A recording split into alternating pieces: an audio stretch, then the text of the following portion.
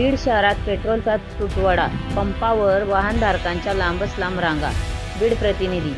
शहरातील अनेक petrol pump अचानक बंद झाल्याने सोमवारी रात्री जिल्हाभरात मोठी खळबळ उडाली. रात्री 8 वाजेपर्यंत पेट्रोल आणि डिझेल मिळवण्यासाठी वाहनधारकांनी पंपावर प्रचंड गर्दी केली असून अनेक ठिकाणी रांगा पाहायला मिळत आहेत.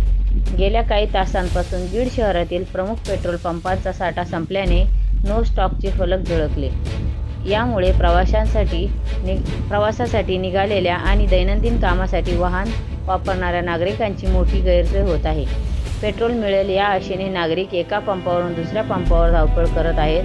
इंधन संपणार या चर्चेमुळे नागरिकांनी रात्री उशिरापर्यंत पंपावर गर्दी केली.